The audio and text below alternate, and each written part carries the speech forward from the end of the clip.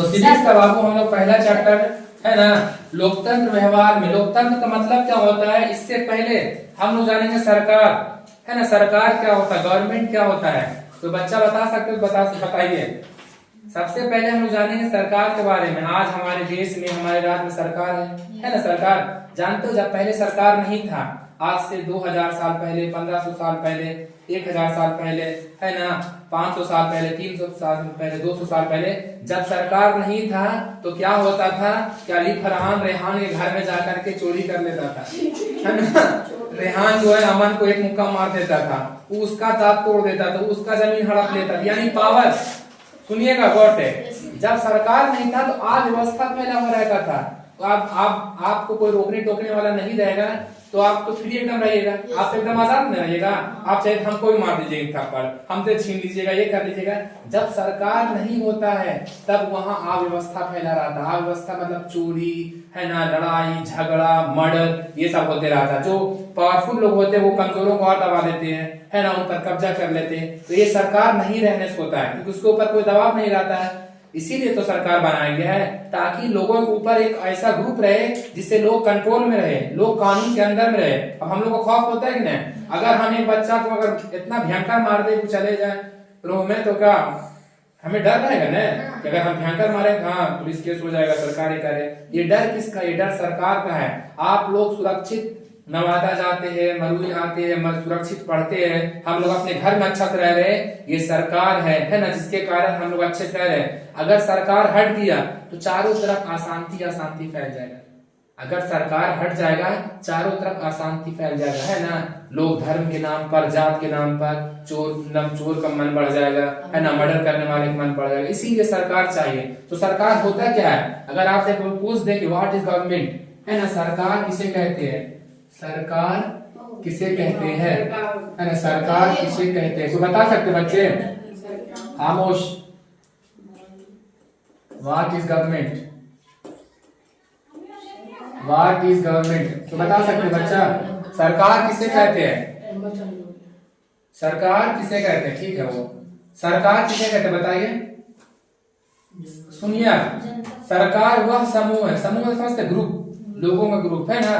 सरकार वह समूह है, वह मशीनरी है जो देश का शासन चलाता है, जो देश का हुकूमत चलाता है, जो राज्य का हुकूमत चलाता है। राज्य में भी तो सरकार होता है ना, बिहार में सरकार।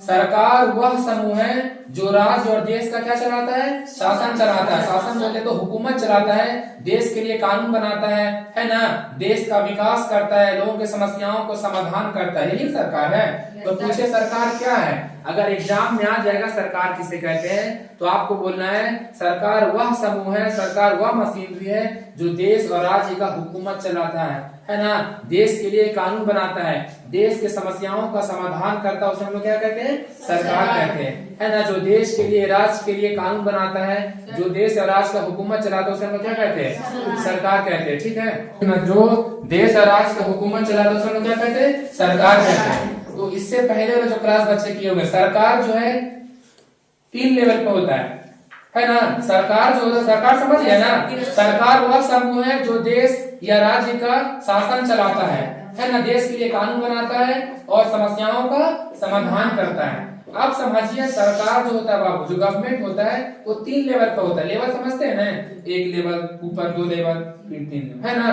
तो सरकार जो कितने स्तर पे होता है, 3 स्तर पे। तो पूछे कि भारत में बताओ, तुम सिविक्स पढ़ रहे हो क्लास 10th में, जब बताओ तो सरकार कितना स्तर पे हो गए हैं, 3 स्तर पे हो गए। कितना स्तर पे, 3 स्तर। जो गवर्नमेंट होता है बाबू, जो सरकार होता है वो कितना स्तर पे होता है, 3, है ना। सबसे ऊपर जो होता है वो होता है केंद्र सरकार। क्या होता है, केंद्र सरकार। फिर उसके बाद क्या होता है, राज्य सरकार, और सबसे अंत में क्या होता है, स्थानीय सरकार। क्या होता है, स्थानीय, है ना, स्थानीय सरकार। तो सरकार 3 स्तर पे होता है, केंद्र सरकार, राज्य सरकार और स्थानीय सरकार। सबसे पहले हम लोग को पढ़ना बाबू केंद्र सरकार के बारे में।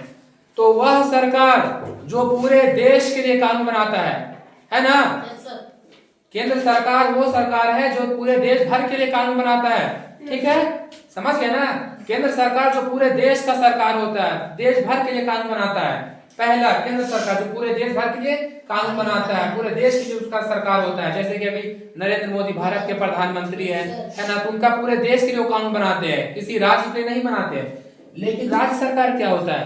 राज्य सरकार जो सिर्फ अपने राज्य के लिए कानून बनाता है। जैसे बिहार में भी नीतीश कुमार की सरकार है, तो नीतीश कुमार पश्चिम बंगाल का कानून बनाएगा नहीं ना, वो सिर्फ बिहार का ही कानून बना सकता है। तो राज्य सरकार जो सिर्फ राज्य का कानून बनाता है। और ये जो स्थानीय सरकार है ना, स्थानीय सरकार जो होता है, जो अपने नगर के लिए, अपने शहर के लिए, अपने गांव के लिए जो बनाता है, सरकार का सबसे निचला हिस्सा है ना, क्या है? स्थानीय सरकार, जो गांव के स्तर पे होता है ना, जो छोटे छोटे शहरों के स्तर पे होता है। जैसे ग्राम पंचायत, गांव में क्या होता है? ग्राम पंचायत। ये क्यों किया गया है? चाहता तो एक ही सरकार रहता है, केंद्र सरकार, लेकिन भारत जानते हो बाबू, अभी वर्तमान में भारत में 28 राज्य है ना, 9 केंद्र शासित प्रदेश है, लगभग 140 करोड़ लोग है। इतना बड़ा भारत को कोई एक लोग संभाल सकता है क्या? है केंद्र सरकार जो है पूरे देश के लोगों की समस्या को जान सकता है क्या? इसलिए संविधान में क्या किया गया कि राज्य सरकार को दिया गया कि राज्य सरकार, अगर बिहार का जो सरकार है उसको बिहार के बारे में मालूम रहे कि बिहार का क्या समस्या है न, इसीलिए राज्य सरकार बनाई गया है, ताकि वो अपने राज्य की समस्याओं को समाधान कर सके। केंद्र सरकार पूरे देश का समस्या जान सकता है नहीं, इसलिए राज्य सरकार बनाई गई ताकि वो अपने राज्य का अच्छा से विकास कर सके, अपने समस्याओं को सुलझा सके। और संविधान की खूबसूरती और देखिए, हमारे देश की खूबसूरती और देखिए कि एक स्तर और दिया गया, स्थानीय सरकार। मान लिया जाए बिहार में राज्य में सरकार होता है, नीतीश कुमार को क्या पूरे बिहार के बारे में मालूम है कि कहाँ कौन जगह क्या क्या कैसा कैसा समस्या है? इसलिए स्थानीय सरकार दिया गया। स्थानीय सरकार जो जिला स्तर पे होता है ना, जो जिला स्तर पे होता है, गांव स्तर पे होता है ना। अब जो गांव में ग्राम पंचायत होता है, मुखिया को नहीं मालूम रहेगा कि हमारे गांव में क्या है, मालूम रहता है कि नहीं? संविधान इसलिए 3 स्तर पर, कितने स्तर पर है सरकार? 3 स्तर पर, ताकि लोगों की समस्याओं का समाधान हो सके। एक गांव का आदमी अगर नाली खराब है तो क्या प्रधानमंत्री से जाकर के शिकायत करेगा? उतना में बेचारा बिक जाएगा वो, है ना। इसीलिए नहीं बनाया गया मुखिया, या आप मुखिया के पास जाइए। और यहाँ भी खूबसूरती देखिए, डायरेक्ट मुखिया नहीं बल्कि वार्ड में बटा होता है। पंचायत जो होता है वार्ड में बटा होता है। हमारे मधु में टोटल 18 वार्ड है, और हम लोग 5 और 6 नंबर वार्ड में आते हैं, है ना। 5 और 6 नंबर वार्ड में आते हैं। तो आप सबसे पहले अपने वार्ड के पास जाकर के शिकायत कर सकते हैं। देखिए संविधान की खूबसूरती है कि आप अपने समस्या का समाधान करने के लिए, ये जो सरकार 3 स्तर पे है, किस लिए? लोगों के लिए, हम लोगों के लिए। अगर एक स्तर पे रहता तो हम लोग का समस्या समाधान हो पाता सही से? कौन जाता? आप नली टूटता जाते दिल्ली है, दिल्ली जाते नहीं ना। आपका नली टूटता क्या जाते? पटना जाते नहीं ना। आपका नली टूटे क्या जाइएगा? नवादा जग नहीं। इसीलिए स्थानीय सरकार बनाया गया है, ताकि क्योंकि स्थानीय सरकार में कौन लोग मुखिया बनेगा? मलुई का बनेगा, कोई लंदन का बन जाएगा। अगर मलुई के लोग मुखिया बनेंगे तो मलुई के बारे में वो जानता होगा। वो अगर मान लीजिए हम बन गए तो हम हर तरफ से चलो नहीं जाने कि वहां पर नलिया पूरा जमा रहा है ना। यही तो है सरकार। तो खैर याद रखिएगा कि हमारे देश में सरकार कितने स्तर पे होता है? 3। पूरे देश के लिए जो कानून बनाता है उसे हम लोग क्या कहते हैं? जो राज्य के लिए बनाता है राज्य सरकार, जो स्थानीय है ना, लोकल स्थानीय सरकार है ना। तो समझिए केंद्र सरकार, राज्य सरकार और स्थानीय सरकार। ये था सरकार के 3 स्तर, ये थे सरकार के 3 स्तर। अब हम लोग जानेंगे सरकार के 3 स्तर तो जान गए। सरकार का 3 अंग होता है। जो सरकार होता है वो 3 पार्ट से मिलकर के बनता है। जैसे हम लोग का बॉडी पार्ट है, हम लोग इंसान ही है, तो देखो या क्या से है ना, हत्ता उठाबो है, पैरा चल्लो है, पिटिया धोबो का है ना, सबका अलग अलग काम है। तो सरकार का कितना अंग होता है? 3 अंग। सरकार कितना अंग होता है ना। सरकार के बाबू 3 पार्ट होते हैं जो मिल करके काम करते हैं, है ना। सरकार के 3 अंग होते हैं। अभी आप लोग समझ जाएगा ये क्या है, ठीक है। मान लिया जाए राज्य सरकार या केंद्र सरकार, कुछ भी। देखिए सरकार के कितने अंग होते हैं? 3 अंग। पहला जो होता है वो होता है विधायिका। क्या होता है? विधायिका। फिर होता है कार्यपालिका। क्या होता है? कार्यपालिका। और फिर क्या होता है? न्यायपालिका। क्या होता है? न्यायपालिका। ठीक है। तो देखिए सरकार के 3 अंग होते हैं, ये 3 अंग मिल करके काम करते हैं, ठीक ना। पहला जो है विधायिका। विधायिका वह अंग है जो कानून बनाता है। जो कानून बनाता है उसे हम लोग क्या कहते हैं? विधायिका। उस कानून को जो लागू करवाता है, जो काम करवाता है ना, जो योजना लाता है, उसे हम लोग क्या कहते हैं? कार्यपालिका। समझ रहे हैं ना। इसका काम है, विधायिका का काम है कानून बनाना, इसका काम है काम करवाना। और न्यायपालिका का काम है न्याय दिलवाना। क्या है? न्याय दिलवाना। समझ गए ना? कोई पूछे कि बताओ बाबू तुम जो सिविक्स में भांज रहे हो ना कि सरकार 3 स्तर पे वो है, तो जरा ये बताए सरकार कितना वो है? 3 है ना? कौन कौन? विधायिका, कार्यपालिका और न्यायपालिका। ठीक है। विधायिका का काम है कानून बनाना, इसका काम है उस कानून को लागू करवाना, है ना, काम करवाना। न्यायपालिका का काम है न्याय दिलवाना। इसका काम है क्या बताए? कानून बनाना, कानून बनाना। इसका काम क्या है? लागू करवाना, है ना? इसका काम क्या है? न्याय। समझ गए ना? ये बाबू सरकार के 3 अंग है, आप लोगों को समझ आ गया होगा। अब देखिए हम लोग अगर केंद्र सरकार की बात करें, मान लीजिए लिख दे केंद्र सरकार। केंद्र सरकार में कानून कौन बनाता है? कौन विधायिका होता है?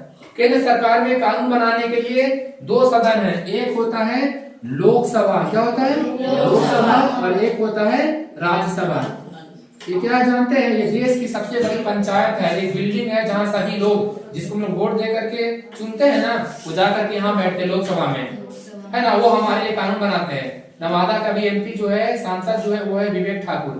तो लोकसभा क्या है? लोकसभा वो इमारत है जहाँ जिसको जनता चुनती है ना, वो जाकर के कहाँ बैठता है? लोकसभा में, है ना? वो हमारे लिए जाकर के कानून बनाते हैं। ठीक है। लोकसभा के जो मेंबर होते हैं उसे हम लोग कहते हैं सांसद। क्या कहते हैं? सांसद। और नवादा के सांसद कौन है? विवेक ठाकुर। ठीक है। तो लोकसभा होता है और एक क्या होता है? राज्यसभा। यहाँ के जो मेंबर होते हैं उसको हम लोग चुनते हैं वोट दे करके, लेकिन जो राज्यसभा के मेंबर होते हैं उसे हम लोग नहीं चुनते हैं, जिसे हम लोग चुनते हैं वो चुनता है उसको। ठीक है, समझ रहे ना? लोकसभा के जो सदस्य होते हैं उसे हम लोग चुनते हैं एकदम डायरेक्ट, जाते खा पी कर भर पेट के चारिया में और जा करके एक दबाते हैं। ठीक है ना? और राज्यसभा वाला को हम लोग नहीं चुनते हैं, हम लोग को नहीं पूछा जाता है ना? बोलता मुंह उठा के वोट दे दो, है ना? तो राज्यसभा वाला कौन चुनता है? जिसको हम लोग चुनते हैं, एमपी विधायक लोग सब मिलकर चुनता है। ठीक है। तो केंद्र सरकार के लिए कानून कौन बनाता है? लोकसभा और राज्यसभा, है ना? अब देखिए इस कानून को लागू कौन करवाता है? काम कौन करवाता है? कार्यपालिका। तो देश के लिए, पूरे देश के लिए केंद्र सरकार को कौन काम करवाता है? राष्ट्रपति, है ना? राष्ट्रपति, है ना? प्रधानमंत्री और मंत्रिमंडल। मंत्रिमंडल समझिए। मान लिया जाए ये अभी हमारा जो कोचिंग है, ये कोचिंग नहीं है बल्कि लोकसभा है ना? कितना मेंबर? 3, 5, 3, 8, 11, 13 मेंबर है ना? कोई भी कानून पास कराने के लिए क्या चाहिए? उसका आधा से एक ज्यादा। मान लीजिए अभी 13 मेंबर, कितना मेंबर? 13। तो कोई भी कानून पास कराने के लिए चाहिए कितना बताइए जरा? 7 चाहिए ना, है ना? आधा से एक ज्यादा चाहिए। ठीक है। तो आप देखिए आप सभी मेंबर हैं और जो मेंबर का एक मेन भी होना चाहिए, सब अपने में कायकुन करता रहेगा, है ना? तो एक चेयर पर जो बैठा रहता सामने उसे हम लोग कहते हैं ये स्पीकर। क्या कहते हैं? स्पीकर। बिना स्पीकर की इजाजत से कोई भी लोकसभा का मेंबर नहीं बोल सकता है ना? बिना स्पीकर की इजाजत से लोकसभा कोई भी सदस्य बोल नहीं सकता है। तो मान लिया जाए अभी यहाँ पर एक कानून आया है ना? क्या कानून आया कि हमें जो है रात के खाने में 3 नहीं बल्कि 5 रोटी चाहिए, है ना? कानून लाना है, ये कानून आया है ना? इस कानून पर पहले जो है जो उसके समर्थन में तो वो बोलते थे, समर्थन में मान लिया जाए कोई भी आदमी मान लिया आजाद समर्थन में हाँ सर 5 रोटी आना चाहिए, है ना? पेट में भरता है ना? उधर से जो उसके खिलाफ रहेगा अली फरमान मान लिया जाए, अली फरमान लोग नहीं हम पतले 2 रोटी चाहिए सर, ये गलत कानून है, रात को ज्यादा नहीं खाना चाहिए। पहले उस पर डिस्कशन होता है। सुनिए, गौर से सुनिए, समझ जाइएगा। पहले जो है सुनिए, पहले बिल आता है। बिल मतलब कि उस कानून को पेश किया जाता है, बिल कहते हैं, है ना? बिल आता है, बिल पर चर्चा होता है ये सही है कि नहीं, है ना? उसके बाद चर्चा हो गया है पूरा, है ना? अब जो है सभी को वोटिंग किया जाता है, सभी मेंबर मिल करके वोटिंग करते हैं कि कितने लोग साथ में हैं, कितने लोग साथ में नहीं है ना? मान लीजिए बिल आ गया था, क्या बिल आया था कि रात को 5 रोटी चाहिए, है ना? इस बिल पर जो डिस्कशन हो गया, किसी ने समर्थन में बोला, किसी ने विरुद्ध में बोला, अब होगा वोटिंग, है ना? क्या आप चाहते बोलिए? हाथ उठाइए, कौन कौन सा बात है? 5 रोटी होना चाहिए रात को, उठाइए ना, उठाइए दे, उठाइए कौन कौन समर्थन में? चलिए मान लीजिए तो ये बिल जो है, जो कानून अभी आया था ये 5 वोट खत्म हो गया, क्योंकि मात्र 2 ही लोग समर्थन, मात्र कितना लोग समर्थन है? 2। चाहिए तो कितना? 7, है ना? कितना चाहिए? 7 चाहिए, लेकिन 2 ही लोग समर्थन में है। अब अगर ऐसा मौका आ जाए, सुनो, टोटल 13 मेंबर लोकसभा में, एक हमारे पास गायब है, बुखार को लगा हुआ है। अब वोटिंग हुआ बिल पे, 6 लोगों ने सपोर्ट में वोट किया है और 6 लोगों ने खिलाफ में वोट किया था, तो क्या वो बिल पास होगा? नहीं। तो फिर क्या होगा? तो उससे पूछा जाएगा ना जो वहाँ पर एब्सेंट था।